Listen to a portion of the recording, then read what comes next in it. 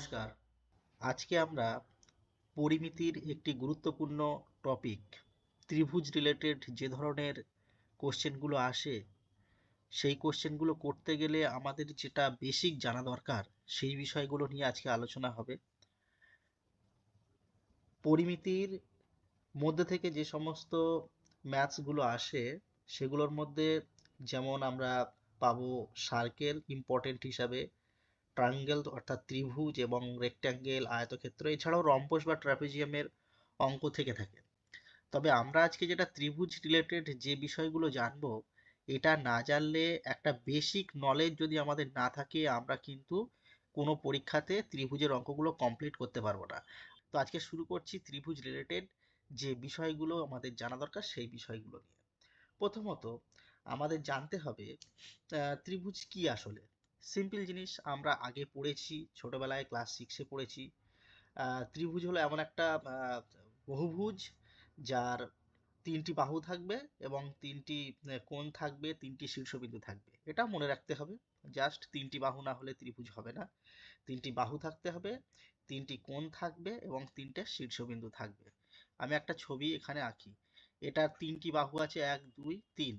তিনটি বাহু, তিনটি কোণ এবং তিনটি শীর্ষবিন্দু, এগুলোকে শীর্ষবিন্দু বলা হয়। তাহলে একটা ত্রিভুজ কি না, একটা ত্রিভুজের এটা একটা বহুভুজ। বহুভুজ মানে কি, দুইয়ের বেশি আহ, দুইয়ের বেশি বাহু থাকছে এখানে। দুটো যদি বাহু থাকে তাহলে আমরা দ্বিবাহু বলবো। হ্যাঁ, তিনটে বাহু থাকলে ত্রিবাহু বা ত্রিভুজ যেটা আমরা বলছি, সেই ত্রিভুজ বলবো। তাহলে আমরা এখানে ত্রিভুজের ভাগটা আমরা দেখব। ত্রিভুজের ত্রিভুজকে আমরা দুটো ভাগে ভাগ করে নেব। কি কি ভাগে ভাগ করে নেব? একটা হচ্ছে কোণ ভেদে ত্রিভুজ, আর একটা হচ্ছে আমাদের বাহু ভেদে ত্রিভুজ। কোণ ভেদে ত্রিভুজ কি কি?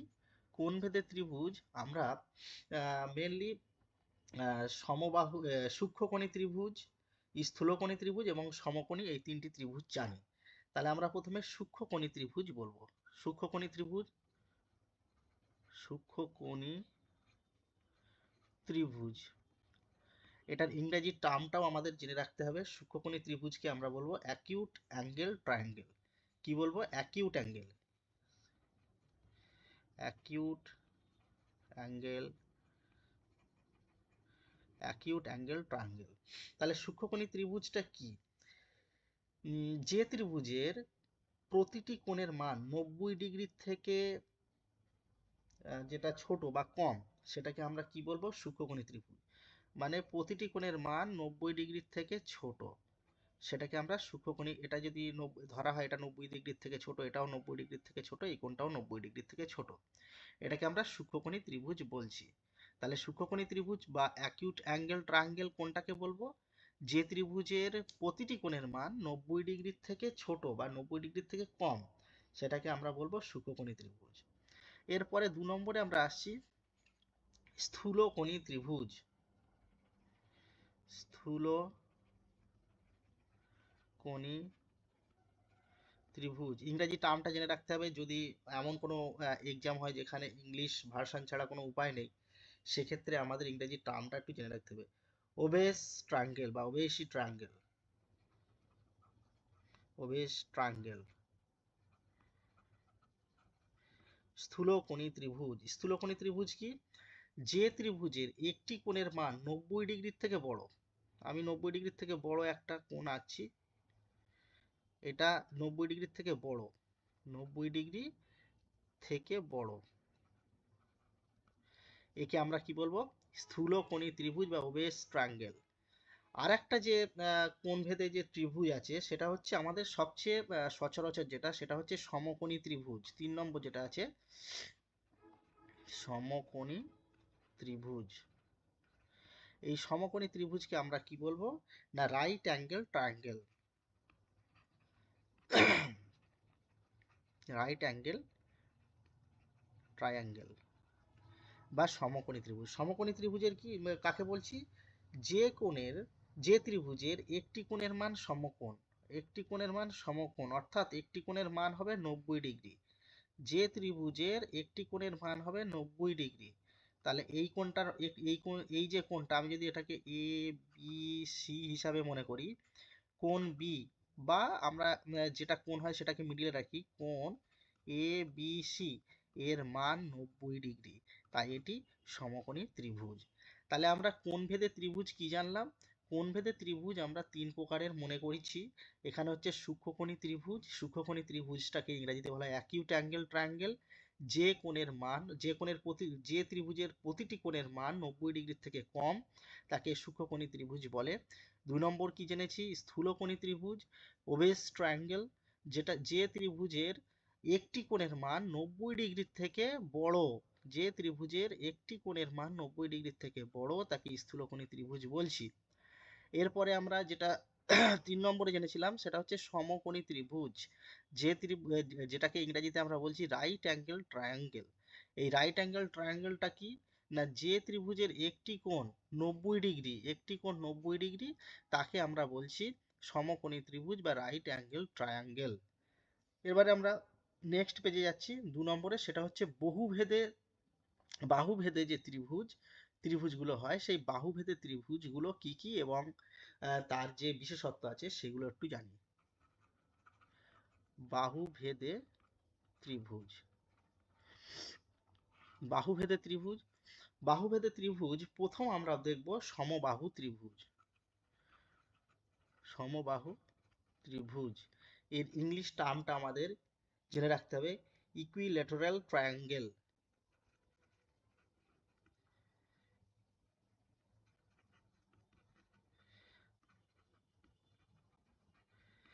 এই সমবাহু ত্রিভুজ কি? যে ত্রিভুজের তিনটি কোণ সমান বা তিনটি বাহু সমান। সমবাহু ত্রিভুজ কি? যে ত্রিভুজের তিনটি বাহু সমান হবে এবং তিনটি কোণ সমান হবে তাকে আমরা সমবাহু ত্রিভুজ বলছি। ঠিক আছে, সিম্পল, জাস্ট মনে রাখা দরকার এগুলো আমাদের। 2 নম্বরে আমরা দেখব সমদ্বিবাহু ত্রিভুজ। এই দ্বি কথার থেকেই আমাদের মনে আসে দুটো বাহু সমান। সমদ্বিবাহু ত্রিভুজ, ইংরেজি টার্মটা মনে রাখতে হবে। সমদ্বিবাহুকে আমরা বলবো CELES, আইসোস্কেলস ট্রায়াঙ্গেল। সমদ্বিবাহু ত্রিভুজ, এই সমদ্বিবাহু ত্রিভুজ কাকে বলবো? যে ত্রিভুজের দুটি বাহু সমান। ছবিটা অনেকটা ক্লিয়ার হয়নি, এরকম হবে, দুটি বাহু সমান, এই বাহুটা সমান এবং দুটি কোণ সমান, এই দুটো কোণ সমান, তাকে আমরা সমদ্বিবাহু ত্রিভুজ বলছি। আচ্ছা, 3 নম্বর আমরা কি দেখব? 3 নম্বর দেখব বিষমবাহু ত্রিভুজ। ইংরেজি টার্মটা কি? স্কেলেন ট্রায়াঙ্গেল।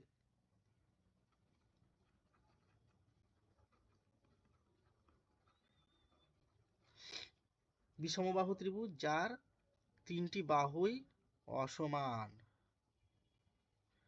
তাকে আমরা বিষমবাহু ত্রিভুজ বলছি। তিনটি বাহু অসমান, তিনটি কোণ অসমান, তাকে আমরা বিষমবাহু ত্রিভুজ বলছি। এবারে একটা জিনিস আমাদের জেনে রাখতে হবে, এই ত্রিভুজের তিনটি কোণের মান কত? যে কোনো ত্রিভুজের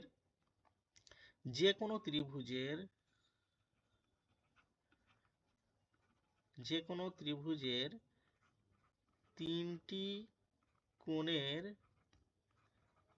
যোগফল বা সমষ্টি 180°।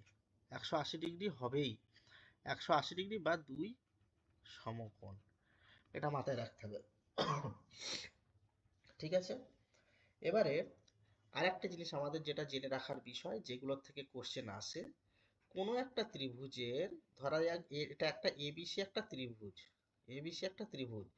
কোনো একটি ত্রিভুজের যে কোনো একটি বাহুকে বর্ধিত করলে, মনে করছি আমরা বিসি বাহুটাকে, এই বাহুটাকে বর্ধিত করছি ডি পর্যন্ত, তাহলে কোনো একটি ত্রিভুজের কোনো একটি বাহুকে বর্ধিত করলে যে বহিস্থ কোণ উৎপন্ন হয়, বহিস্থ কোণের নাম, এইটা হচ্ছে বহিস্থ কোণের নাম ACD।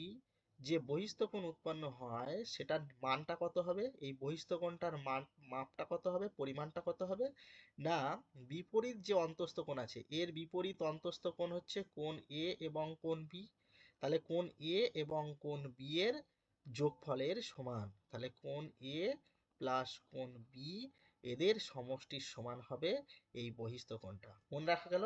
তাহলে কোনো একটি ত্রিভুজের যে কোনো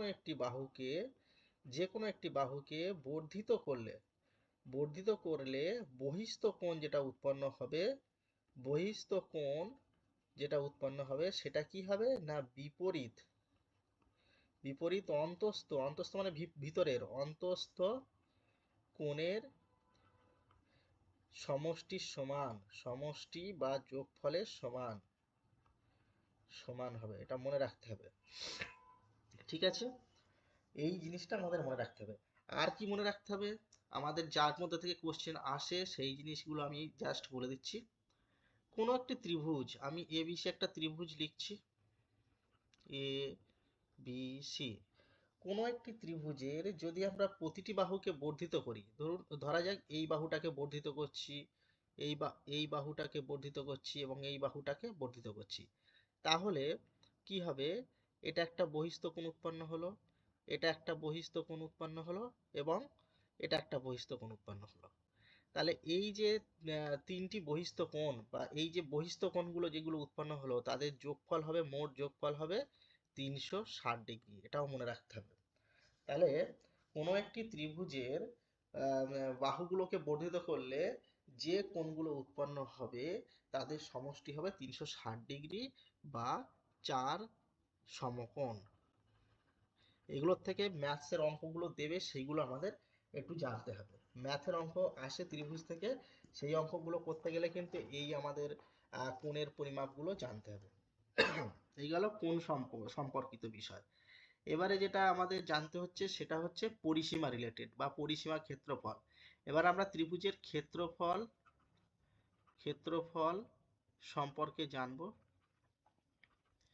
সম্পর্কে আমরা জানছি। পরিসীমা তো সবাই জানবে যে ত্রিভুজের পরিসীমা মানে তিনটি বাহুর যোগফল। তাহলে তিনটি বাহুর যোগফল হচ্ছে আমাদের পরিসীমা। ত্রিভুজের পরিসীমা যদি বলে কি না, পরিসীমা সমান সমান তিনটি বাহুর যোগফল। বেশ, এবারে আমরা যদি ক্ষেত্রফল বার করতে চাই, কোনো একটা ত্রিভুজে যদি ক্ষেত্রফল বার করতে চাই, সর্বপ্রথম যে ফর্মুলাটা আমরা অ্যাপ্লাই করব, যদি এই ফর্মুলাটা কাজে লাগে তাহলে সর্বপ্রথম দেখতে হবে যে আমাদের ক্ষেত্রফল বার করার যে ফর্মুলাটা সেটা অ্যাপ্লাই করা যাচ্ছে কি না। যদি যায় ভালো, না হলে অন্য সিস্টেমে বা অন্য ফর্মুলায় ফেলবো। প্রথমত ক্ষেত্রফল বার করার ফর্মুলা হচ্ছে অর্ধেক বা হাফ ইন্টু ভূমি। আমরা একটা ত্রিভুজ যদি মনে করি, এটা একটা ত্রিভুজ মনে করছি, এটা একটা সমকোণী ত্রিভুজ, এটাকে আমরা ভূমি মনে করছি, এটাকে এ মনে করছি, এটাকে অতিভুজ বলে বি, এটা সি। তাহলে হাফ ইন্টু ভূমি ইন্টু কি করব আমরা, উচ্চতা সি, এসি করে দিলেই হয়ে যাবে। হাফ ইন্টু ভূমি ইন্টু উচ্চতা, এখানে উচ্চতাটা হচ্ছে সি, ঠিক আছে? আমরা এই সব সময়ের জন্য যে এই সমকোণী ত্রিভুজের ক্ষেত্রে এটা প্রযোজ্য হচ্ছে, যদি সেটা এইরকম ধরনের একটা ত্রিভুজ হয়, সমদ্বিবাহু ত্রিভুজ হয় এবং এই মানটা যদি দেয়া থাকে, এটা উচ্চতা সমদ্বিবাহু ত্রিভুজ বা সমবাহু ত্রিভুজের ক্ষেত্রে, তাহলে সেক্ষেত্রে যদি উচ্চতাটা এটা দেয়া থাকে তাহলে সেক্ষেত্রে আমরা এইটা করতে পারবো হাফ ইন্টু ভূমি, এই যে বাহুটা এর যদি মান দেয়া থাকে ভূমি, আমরা ভূমি হিসাবে যেটা দেয়া পাবো সেটা, এবং উচ্চতা এই মানটা যদি দেয়া থাকে আমরা অনায়াসে বার করতে পারবো। এর এককটা হবে বর্গ একক, মনে রাখতে হবে, ঠিক আছে? তাহলে আমাদের ক্ষেত্রফল বার করার যেটা বেসিক ফর্মুলা সেটা হচ্ছে ত্রিভুজের ক্ষেত্রে হাফ ইন্টু ভূমি ইন্টু উচ্চতা। এরপরে আমরা তো তিন রকম ত্রিভুজ পড়েছি। একটা হচ্ছে সমবাহু ত্রিভুজ, আমরা সমবাহু ত্রিভুজ পড়েছি। আর পড়েছি কি না সমদ্বিবাহু, আর একটা হচ্ছে বিষমবাহু। সমদ্বিবাহু আর একটা কি পড়েছি, বিষমবাহু। এই প্রত্যেকটা ত্রিভুজ যদি আমরা আইডেন্টিফাই করে নিতে পারি তাহলে কিন্তু তাদের ক্ষেত্রফল বার করাটা আরো সহজ হবে। যেমন সমবাহু ত্রিভুজে কাকে বলছি, যার সব বাহুগুলোই সমান, তাকে আমরা সমবাহু ত্রিভুজ বলছি। যদি এটা 6 সেমি হয়, এটা 6 সেমি হয়, এটা 6 সেমি হয়, সেম সব বাহুগুলো যদি সমান হয়, সেক্ষেত্রে ক্ষেত্রফল বার করার সহজ ফর্মুলা, ক্ষেত্রফল বার করার যে ফর্মুলাটা আছে সেটা হচ্ছে √3/4 ইন্টু বাহু যেটা থাকবে তার স্কোয়ার, আর এককটা হবে বর্গ একক, মনে রাখতে হবে। এবারে এই ক্ষেত্রে যদি 6 করে হয় √3/4 ইন্টু 6-এর স্কোয়ার, তাহলে আমরা যদি এটাকে ক্যালকুলেশন করি √3/4, এটাকে যদি 36 লিখি, 4 9 36, তাহলে 9√3 বর্গ একক হবে এর ক্ষেত্রফল। এটা সমবাহু ত্রিভুজের ক্ষেত্রে। এবারে আসছি, সমবাহু ত্রিভুজ গেল, এবারে আসছি আমরা সমদ্বিবাহু ত্রিভুজ। সমদ্বিবাহু ত্রিভুজের কি হবে? সমদ্বিবাহু বা আমরা যদি বলি সমকোণী, সমকোণী সমকোণী ত্রিভুজ। সমদ্বিবাহু মানে দুটো বাহু সমান, দেখা যাচ্ছে এই দুটো বাহু সমান, এটা অসমান। তাহলে এক্ষেত্রে ভূমি, এইটাকে আমরা ভূমি মনে করছি এবং এটাকে উচ্চতা মনে করছি। যদি দেয়া থাকে তাহলে আমরা সেক্ষেত্রে কি করব, হাফ ইন্টু ভূমি ইন্টু উচ্চতা করে বার করতে পারবো ক্ষেত্রফল। সমদ্বিবাহুর ক্ষেত্রে মানে দুটো বাহু যদি সমান হয়, যে দুটো বাহু সমান, এই দুটো বাহু সমান, এটাকে উচ্চতা ধরছি এবং এটাকে ভূমি ধরছি। সমকোণীর ক্ষেত্রেও সেম। তাহলে এইভাবে আমরা বার করতে পারি। আর বিষমবাহু ত্রিভুজ বা সব ত্রিভুজের ক্ষেত্রে, সমস্ত ত্রিভুজের ক্ষেত্রে কোনো ফর্মুলা যদি অ্যাপ্লাই না হয়, শেষমেশ এই ফর্মুলাটা আমরা ক্ষেত্রফল বার করার ক্ষেত্রে অ্যাপ্লাই করব। সেটা কি? √Over s into s minus a, আমি সব বলে দেবো, into s minus b into s minus c, ব্র্যাকেটের বাইরে বর্গ একক। এবারে এই এসটা কি? এস হচ্ছে অর্ধ পরিসীমা। অর্ধ পরিসীমা মানে কি? পরিসীমা যা ত্রিভুজের তার অর্ধেক, অর্থাৎ যেটা ত্রিভুজের বাহু দেওয়া থাকবে তার যে অর্ধেক করলে যেটা দাঁড়াবো, সেটা হচ্ছে অর্ধ পরিসীমা। তাহলে এখানে আমাদের অর্ধ পরিসীমা ফার্স্ট ব্র্যাকেট মানে ইন্টু অর্ধ পরিসীমা মাইনাস যে কোনো একটি বাহু, তিনটি বাহুর মধ্যে, ঠিক তারপরে এস মাইনাস বি অপর একটি বাহু এবং এস মাইনাস সি একটি বাহু। এবারে এটার ক্যালকুলেশন যেটা বেরোবে সেটা হবে ত্রিভুজের ক্ষেত্রফল। এবারে আমাদের ত্রিভুজের ক্ষেত্রফল তো জেনে নিলাম, এরপরে আমাদের যে দুটো বিষয় জানতে হবে যেগুলোতে পরীক্ষায় আসে, আমি জাস্ট আলোচনা করব যেগুলো পরীক্ষায় আসছে, আমি দেখাবো কি ধরনের প্রশ্ন এই পরীক্ষায় আসছে এবং এই যেগুলো আমরা আলোচনা করছি তার থেকে কিভাবে আমরা সমাধান করতে পারবো।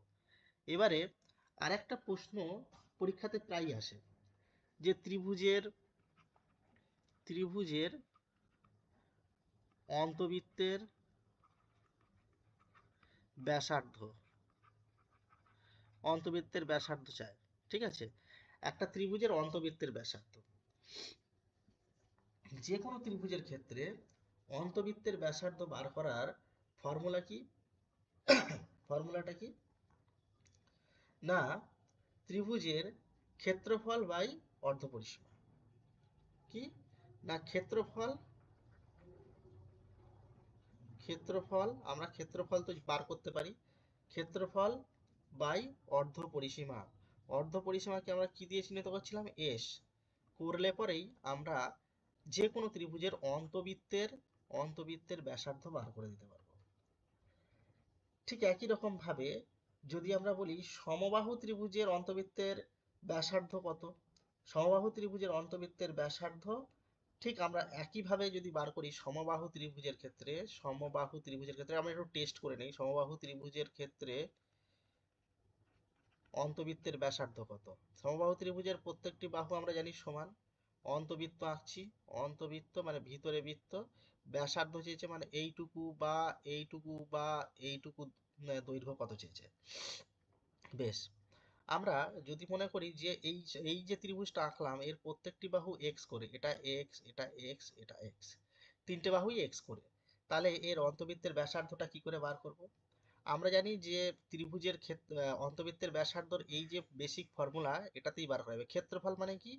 ক্ষেত্রফল আমরা জানি যে ক্ষেত্রফল মানে হচ্ছে সমবাহু ত্রিভুজের ক্ষেত্রে √3/4 ইন্টু বাহু স্কোয়ার, বাহু মানে এখানে এক্স স্কোয়ার, ক্ষেত্রফল। তাহলে ক্ষেত্রফলের জায়গায় আমরা লিখে রাখছি √3/4 ইন্টু এক্স স্কোয়ার।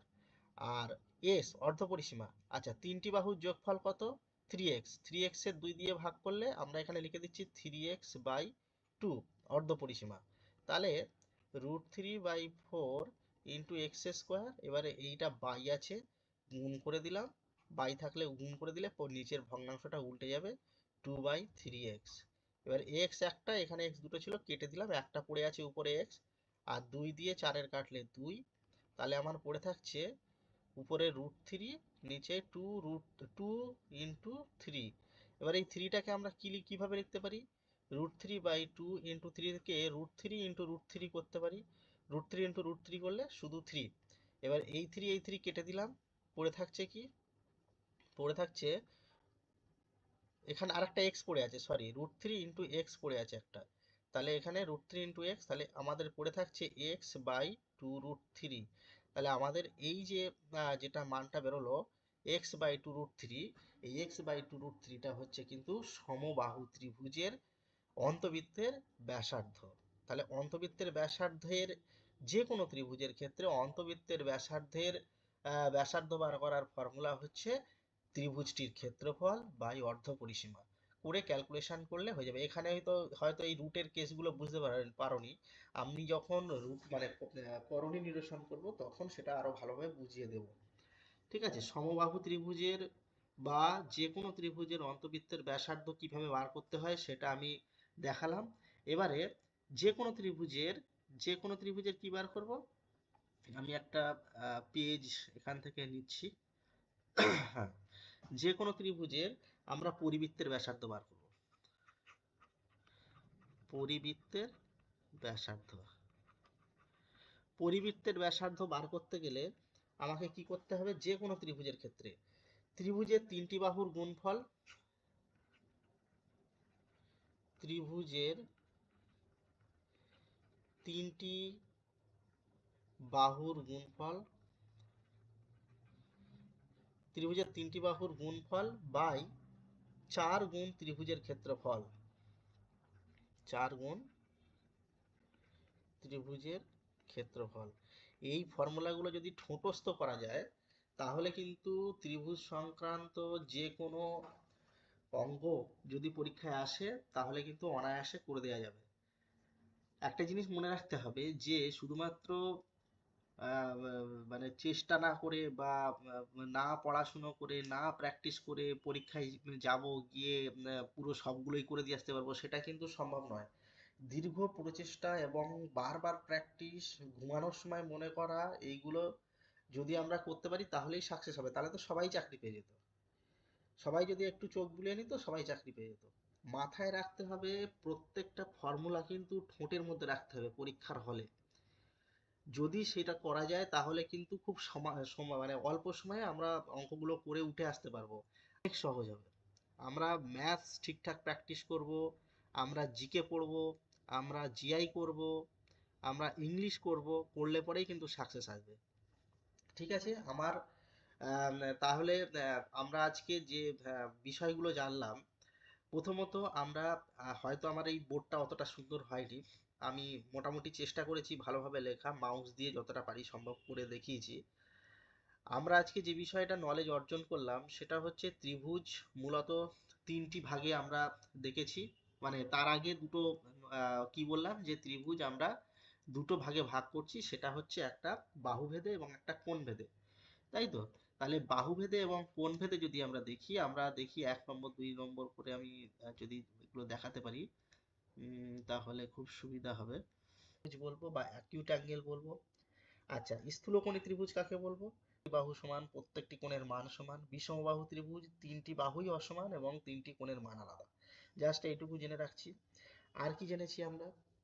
আর জেনেছি যে একটি একটি ত্রিভুজের তিনটি কোণের যোগফল হয় সর্বদা 180 ডিগ্রি, এবং কোনো একটি ত্রিভুজের যে কোনো একটি বাহুকে বর্ধিত করলে যে বহিস্থ কোণ উৎপন্ন হয় তার মানটা হবে ভিতরের অন্তস্থ কোণের বিপরীত অন্তস্থ কোণের যোগফলের সমান। এটা জেনেছি। আর কি জেনেছি? যে কোনো ত্রিভুজের প্রত্যেকটি বাহুকে যদি আমরা বাড়াই তাহলে যে বহিস্থ কোণ উৎপন্ন হবে তার সমষ্টি হবে 4 সমকোণ বা 360 ডিগ্রি। আর এগুলো আমরা কোন সংক্রান্ত জেনেছি। আর আমরা আর কি জেনেছি? আমরা জেনেছি যে ত্রিভুজের ক্ষেত্রফল সংক্রান্ত যে ফর্মুলাগুলো আছে সেগুলো সম্পর্কে জেনেছি, এবং ত্রিভুজের ভিতরে যে বৃত্ত বা অন্তবৃত্তের যে ব্যাসার্ধ এবং বাইরের যে বৃত্তটা থাকে ত্রিভুজের ক্ষেত্রে বাইরের কোনো বৃত্ত যদি হয় তাহলে সেই পরিবৃত্তের ব্যাসার্ধ বার করার ফর্মুলা শিখেছি। আমরা এইটুকু জাস্ট যা জেনেছি তাই দিয়েই কিন্তু আমাদের কাজ চলে যাবে। আমরা নেক্সট ভিডিওতে এই ধরনের কোশ্চেন মানে যেগুলো ত্রিভুজ রিলেটেড আসে, কোণ বা ক্ষেত্রফল রিলেটেড, সেগুলো আলোচনা করব। আজকের ভিডিও এই পর্যন্ত। আপনারা সাথে থাকুন, সঙ্গে থাকুন, পরবর্তী ভিডিওতে আবার দেখা হচ্ছে। Thank you.